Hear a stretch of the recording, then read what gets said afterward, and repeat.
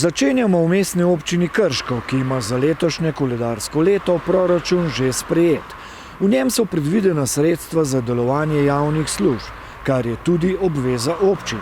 Ima pa letošnji proračun, ki je investicijsko naravnan, začrtane tudi številne druge naložbene projekte. Kar nekaj se jih vleče že iz prejšnjih let. Ja, absolutno so se največji projekti začeli. Kot ste rekli, smo ena izmed občin, ki sprejema dvoletni proračun. Proračun je sprejet, tudi rebalans proračuna je bil sprejet v jesenskem delu letošnjega leta za 2023. Govorimo o dobrih 43 milijonih evrov namenskih sredstev za leto 2024. Glede na to, da se je v tem času po rebalansu proračuna zvišala povprečnina na prebivalca iz 646 evrov na 700 evrov, bo že iz tega vidika potreben rebalans proračuna. Sedaj pa tukaj kar nekaj tudi postavk, ki so posledica dvigom cen, dvigom energentov, javnih zavodov, elektrike in tako naprej, na podlagi katerih bomo prisiljeni proračun oziroma rebalans proračuna sprejeti. Jaz mislim, da nam bo to uspelo nekje v mesecu marcu. Tako da tudi na tem bojo začele takoj priprave v letu, ki je pač v januarju, ki pridemo in tudi, ko bo nova moč v.d. direktorica občinske uprave zasedla svoje mesto.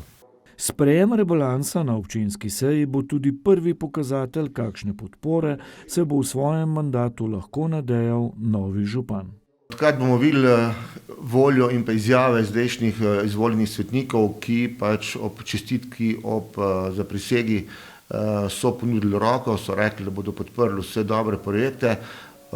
Jaz verjamem, da je bila to roka iskrena, da je bil pogled njihov v oči iskren in da bodo to, kar so tudi rekli, potem udejanjili v praksi. Vsekakor pa pričakujem tudi njihovo aktivno vlogo v debato, druge ideje, druge rešitve in kot župan se bom dovzemal, da bomo izbrali najboljše. V drugi polovici januarja bo zelo aktualna tudi pereča tema glede vladne namere o ukinitvi dežurnega zdravnika v zdravstvenem domu Krško. Pred dvema dnevoma sem se seznanil z argumenti našega javnega zavoda, ki lahko rečem pijejo vodo in absolutno jih zagovarjam.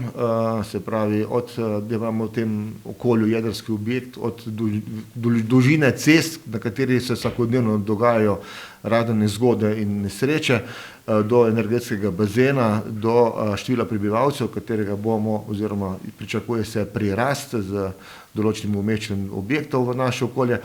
Absolutno zagovarjam, da mora in ostati takšen objekt nujno medicinske prve pomoči oziroma ta institut v Krškem in kar je v moči župana, bom to tudi naredil. Kot že omenjeno, mestno občino Krško v letu 2023 čaka kar precej projektov in investicij. Vsekakor bomo nadaljevali z obnovo druge faze knjižnice, sosednjih stavb, lahko rečemo, potem je pa tukaj izgradnja bazena. V bistvu tudi v tem tednu so bili tukaj tudi projektanti, s katerimi so nadaljevali pogovore v tej smeri. Če sem prav seznanjen, so se dobili tudi vsi deležniki z njimi, tako da so dač neke ideje, da bodo v najširši možni meri zadoščeno čim širši populaciji uporabnikov tega bazena. Zdaj, če bi bilo možno, bi vsi imeli radi večjega, ampak v tej fazi je prav, da tega obstoječega projektiranega naredimo in pa potem nadaljujemo morebiti v prihodnosti z širitvijo oziroma z dograditvijo v olimpijski bazen, tudi to je nekako naš pogled vnaprej. Potem je tu seveda zaključek obnove CKŽ, kot smo rekli, radi v januarju imam že sestanek na Direkciji Republike Slovenije za infrastrukturo v cilju pospešiti morda naše oziroma njihove najbolj kritične ceste, odseke pa tudi za naše občane, kot so Krško zdole, kot je Senovo Koprivnica, most v Podbočju. Ne želim, da bi se to odlagalo iz leta v leto, tudi v svojem programu sem tako napovedoval, da bo čim prejšnja realizacija in sem že najavljen tudi v Ljubljani na tem sestankih. Potem je tukaj še ena povezovalna cesta skupaj s sosednjo občino Škocjanom, da bi našim občanom omogočili tudi to povezavo, tudi tu se dogovarjamo, tudi z Darsom. Skratka, to so projekti, kateri bi radi čim prej realizirali, ker s tem bomo omogočili tudi kvalitetno življenje našim ljudem. In kot sem rekel, vedno preden kaj takega naredim, pomislim, kaj je to dobrega našim občanom, in če je to dobro za njih, potem je dobro tudi za vse nas. Mestna občina Krško pa ni poznana zgolj po pridobivanju električne energije. Mestna občina Krško je pomemben dejavnik pri sadjarstvu in tudi nasploh pri kmetijstvu v našem in širšem okolju. Kot ste pa sami ugotavljate, pa naša podlaga peščena ni najbolj primerna sploh v teh časih sušnih obdobij, ki so vse pogostejši. Zato je Mestna občina Krško že pristopila k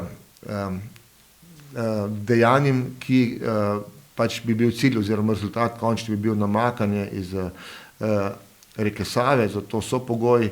Pogoj je to, da dobimo 65% strinjanja z vsemi lastniki. Pogodbe o tem so že zunaj, se pravi, se zbirajo. Mislim, da smo zdaj nekje na 35% dobljenih soglasij za to sofinanciranje oziroma za to strinjanje s tem projektom, in jaz verjamem, da bomo v letu 2023 s tem uspešno nadaljevali, da bomo prišli do te številke 65% in da bomo lahko nadaljevali z udejanjem namakanja naših površin za naše kmetovalce oziroma pridelovalce sadja in pa poljedelskih dobrin.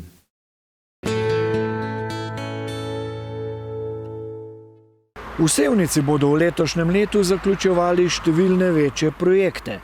Izstopajo kohezijski s področja vodooskrbe in pa obnove kanalizacijskih vodov. Načrtujejo tudi zaključek administrativnih del za nekaj večjih infrastrukturnih naložb, financiranih strani države. Poglejmo podrobnosti. Načrtov za leto 2023 ne manjka. Nikoli se proračunsko leto ali pa leto ne prične z 1. januarjem. Zagotovo je veliko načrtov, ki odstajajo iz preteklosti in so bili v preteklih letih pripravljeni, da bodo izvajani v tekočem letu. In tudi temu je tako. Za leto 2024 je zagotovo pomemben načrt sprejetje občinskega proračuna, v katerem se definirajo projekti, ki se financirajo. Zagotovo je tudi zaključevanje projektov, ki so v teku, ki so bili v preteklem letu ali pa v preteklih letih pričeti in se zaključujejo v letu 2024. Tu sem že omenil dograditev osnovne šole na Blanci, gradnjo osnovne šole Ana Gale, kohezijski projekti, 3, ki nekako so v zaključevanju, nadvoz, gradnja rondoja, krožišča strani Direkcije za infrastrukturo, prenova državnih cest. Načrtovani pa so tudi novi projekti. To je predvsem pridobivanje zemljišč in priprava na projekte državne cestne infrastrukture, podvoz v Boštanju, v Loki in še drugih. Hkrati pa tudi ureditev nekaterih kritičnih točk na lokalni cestni infrastrukturi z obnovo lokalnih cest, prenovo mostu v Krmelju, pričetkom gradnje ceste Šentjanž-Glino, v primeru, da bo Direkcija za infrastrukturo objavila razpis. Pričakovanja so taka, da bo temu tako, in verjamem, da bo temu tako in da bo lahko občina sledila tej investiciji, ki bo v izvajanju. Ocvirk pričakuje, da bo leto 2023 tudi na globalni ravni politično stabilno. Kajti globalna politično-gospodarska situacija zelo vpliva tudi na delo v občini, negotovost na varnostnem področju in negotovost na gospodarskem, energetskem področju bo zagotovo vplivala na samo delo v občini kot taki. In računam, da bo prišlo do pomiritve tega in stabilizacija globalnih politično-gospodarskih razmer in da bomo občine lahko nekako uravnotežene zagotavljale visok nivo standarda bivanja za naše občane, razvoja. Negotovost je trenutno še zelo prisotna tako v lokalnem kot tudi državnem prostoru. Iz gospodarstva nekako veje zelo omejen optimizem. Zelo so gospodarstveniki previdni. Verjamem, da bo vlada sprejela primerne ukrepe, ki bodo stabilizirali to stanje. Izkušnje iz koronskih časov so bile pozitivne. Upam, da bo stanje tudi v tej krizi podobno in da bomo uspešno prebrodili to krizo, da ne bo iz gospodarske, energetske krize prišlo še v socialno, finančno krizo. V skladu s strategijo nadaljujejo s pripravo dokumentacije in investiranjem v dopolnitve mreže šolske in predšolske vzgoje. Ti objekti potrebujejo vsakoletno nekako aktivnost, investiranje, vzdrževanje in v letu 2023, kot je že bilo izpostavljeno, nadaljujemo z osnovno šolo Ana Gale, z osnovno šolo na Blanci in pripravo na projekt osnovne šole v Krmelju, kar je izredno potrebno. Nadaljujemo tudi z aktivnostmi na športnih površinah pri osnovni šoli v Sevnici, na športne aktivnosti za vzpostavitev športnih površin pri osnovni šoli v Šentjanžu, odvisno od gradnje ceste, kajti ta dva projekta sta povezana, in tudi pripravo dokumentacije vzporedno z osnovno šolo Krmelj za vzpostavitev športnih površin pri tej osnovni šoli. Glede na vse višje cene pa na nekaterih šolskih objektih načrtujejo tudi zamenjavo energentov. Na cenejše, na sprejemljivejše energente, iz utekočinjenega naftnega plina na lesno biomaso. To načrtujemo pri osnovni šoli v Boštanju in na Blanci. To je izziv za prihodnost. Želimo pa tudi vzpostaviti sončne elektrarne na tistih objektih, kjer je to mogoče, kjer to strehe omogočajo in hkrati omogočajo priključki, te elektropriključki, da lahko to izvedemo. S tem pa tudi občina Sevnica izvaja korake v smeri zelenega prehoda, ki sicer poteka v okviru tako finančnih kot tudi tehničnih možnosti.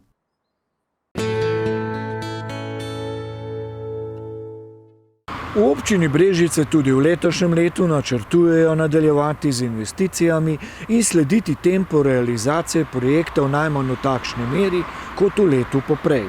Dokončujejo se nekateri evropski projekti, izpostavljamo hidravlične izboljšave vodovodnih sistemov, kolesarska povezava Brežice-Krška vas, gradi se nov prizidek zdravstvenemu domu, obnavlja se tudi atletski stadion. Izvedba nekaterih projektov se je začela že v letu 2022. Določene pogodbe so podpisane dvoletne, oziroma so se letos jesen začele in se drugo leto nadaljujejo.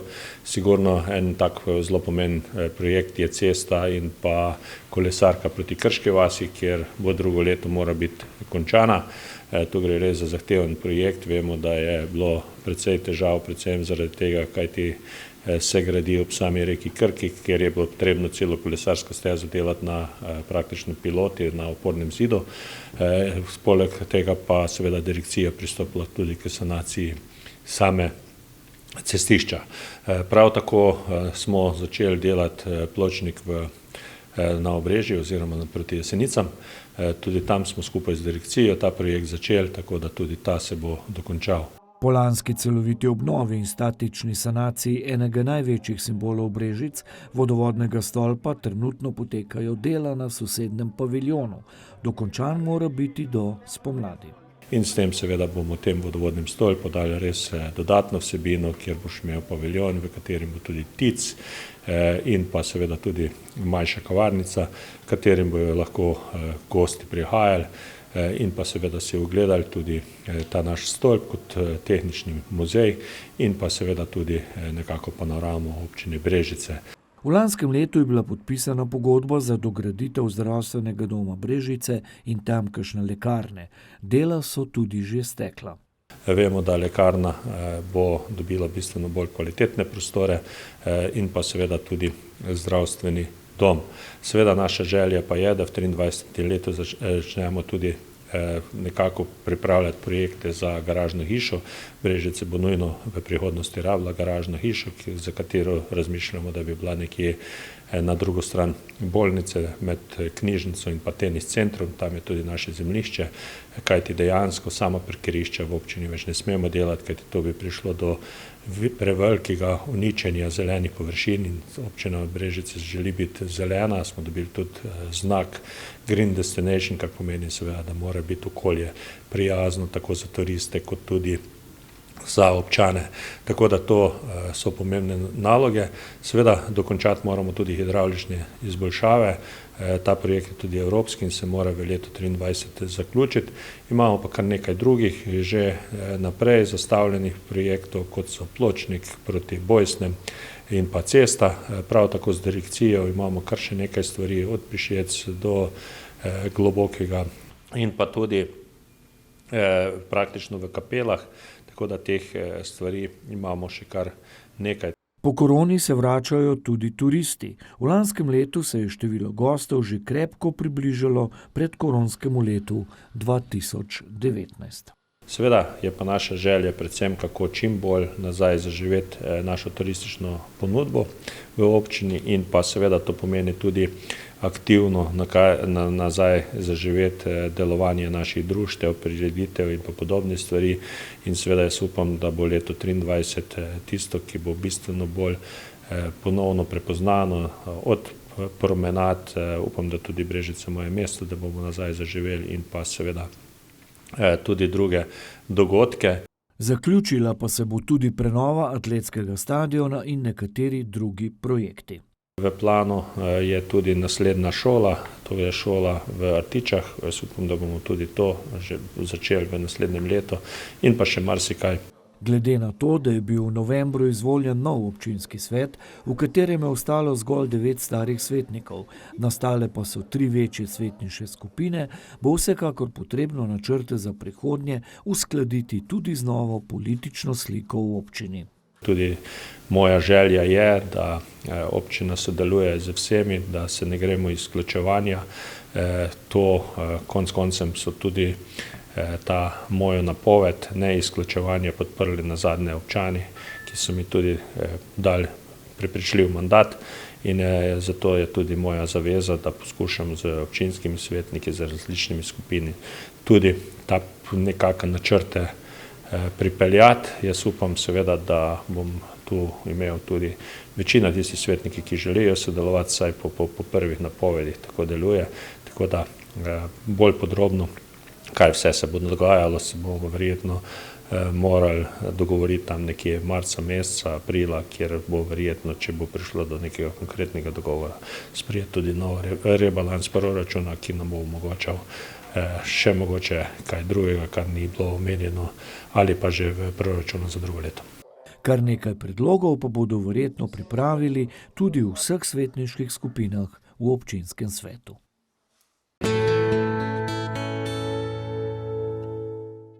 In še pogled v Kostanjevico na Krki. Po lanskem za občino rekordnem poslovnem letu, v katerem so se proračunski izdatki prvič v zgodovini samostojne lokalne skupnosti povzpeli do številke 4 milijone evrov, se kot kaže v dolenjskih Benetkah vnovič tudi letos obeta pestro naložbeno leto. V sprejetem proračunu namreč za različne naložbe skupaj namenjajo nekaj več kot 2,5 milijona evrov. V tem proračunu je kar nekaj dosti velikih projektov, kot naprimer dokončanje kolesarske steze, potem imamo tudi severni most noter.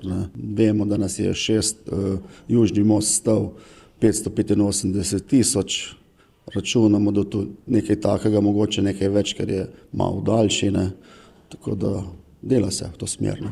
Temeljito prenovljen severni most naj bi po pričakovanjih občinske uprave namenu slovesno predali septembra ali oktobra. Med večjimi naložbami, ki se jih nadejajo, je tudi prenova lokalne ceste od osnovne šole do meje s Krško občino. Cesta Karelče-Kostanjevica, to je zelo velik projekt, pogodba je podpisana z državo, naše delo odkup zemljišč, to poteka, ostalo je še nekaj malega, potem pa upam, da bo to steklo. Tako je bilo obljubljeno.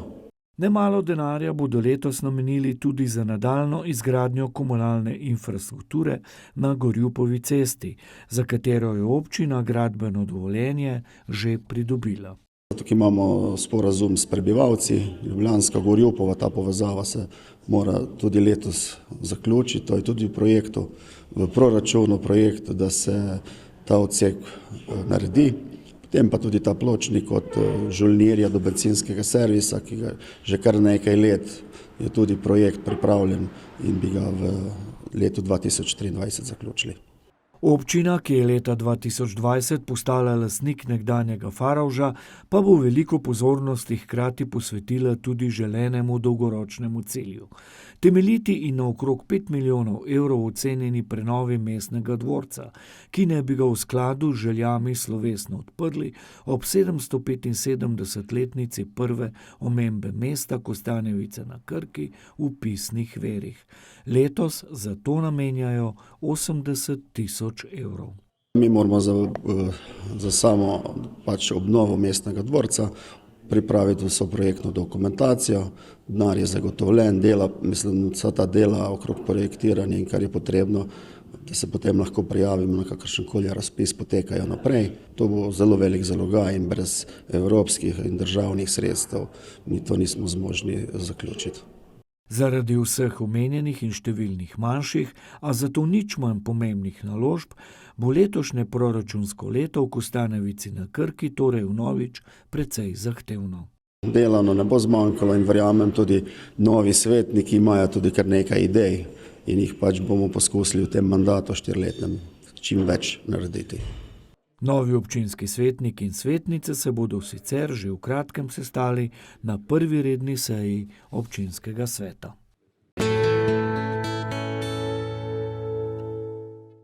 Za konec tokratnega posavskega obzornika pa še nekaj utrinkov iz veselega decembra. Godba Sevnica je že 16 zapored pripravila tradicionalni božično-novoletni koncert. Tokrat je rdeča nit bila slovenska popevka. Odlično glasbo je še dopolnila vokalna solistka Nina Strnad. Gre za vedno težko pričakovano prireditev. Božično-novoletni koncert je že od nekdaj v Sevnici zaključek godbenega leta, na katerem se naši mladi godbeniki predstavijo širši javnosti, pokažejo, kaj so se naučili in je to za njih v bistvu glavni dogodek v letu, poleg raznih drugih nastopov, državnega praznika in tako dalje. Z repertoarjem, kot tudi solistom na koncertu, želijo biti kar se da aktualni.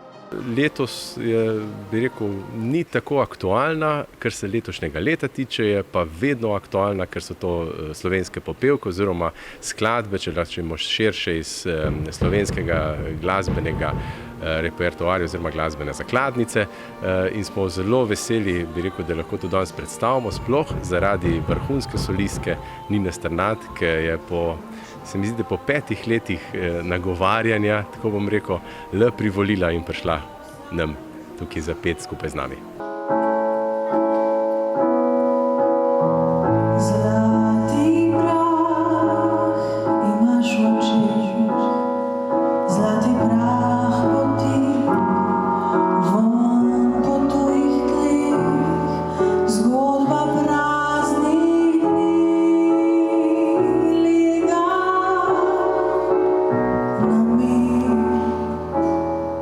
Najmlajša članica šteje 12, najstarejši član pa 76 let. Godba šteje trenutno preko 50 članov. Redno vsako leto se nam pridružujejo novi, mladi člani. V Sevnici imamo dobro glasbeno šolo, iz katere vsako leto prehaja v našo godbo kar precejšnje število članov, tako da smo v zadnjih 5 letih članstvo precej pomladili. Še vedno pa v naših vrstah držimo kar nekaj tudi starost, bi lahko rekel, godbeništva, ki nekako prenašajo to godbeniško izročilo na mlade. Tako da smo ponosni na svoje delo in rekel, nadaljujemo s tem tempom naprej. Mladi se starejših učijo, starejši so pa nek vzor in ta sinergija, bi rekel, se odraža tudi v naši godbi. Ker z samim prihodom mladih moram reči, da sem zelo, zelo zadovoljen. Tukaj gre pa velika zahvala glasbeni šoli Sevnica in pa njeni ravnateljici gospe Kati Krnc, ki z nagovarjanjem in s pozitivnim pristopom za vstop v godbo prične že pri najmlajših oziroma strmijo k temu, da je neka naravna pot po končani osnovni šoli udeležba oziroma včlanitev v godbo. Tako da sem zelo vesel tega sodelovanja. Moram reči, da tudi v godbi smo se mogli seveda na te stvari pripraviti. Ko dobiš nekaj mladega v godbo, to pomeni veliko odgovornost. To pomeni zagotoviti kvalitetno sredino in mislim, da nam zaenkrat uspeva. Naš sestav se pomlajuje, se veča in upam, da tudi, bi rekel, ne samo v kvantitativnem smislu, ampak tudi v kvalitativnem.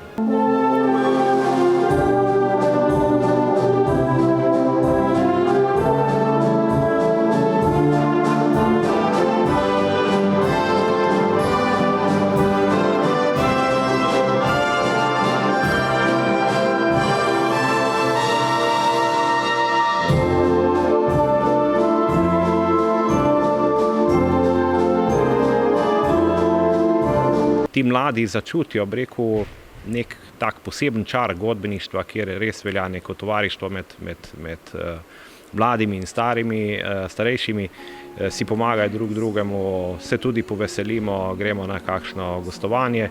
Tako da je, bi rekel, to neka taka dodana vrednost za te mlade ljudi, da ostanejo v godbi in seveda, da tu vidijo neko možnost tudi lastnega napredka, ne?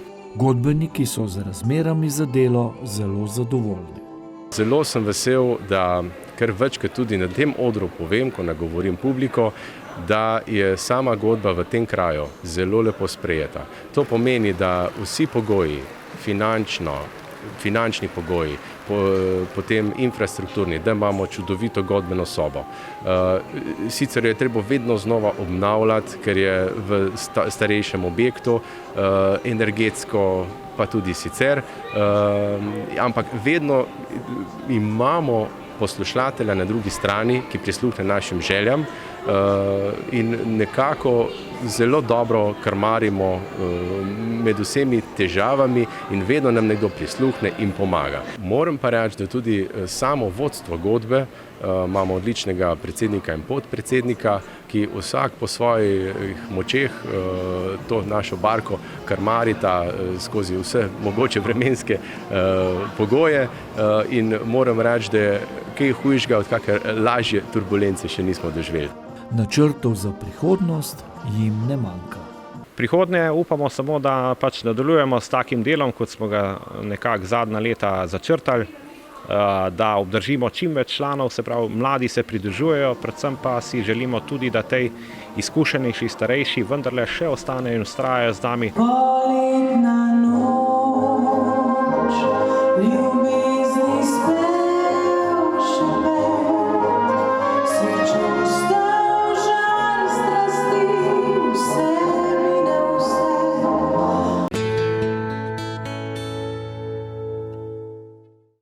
To je vse, kar smo pripravili v tokratnem Posavskem obzorniku, prvem v koledarskem letu 2023. Vabljeni v družbo zgodb iz regije Posavje znova čez 14 dni. Srečno!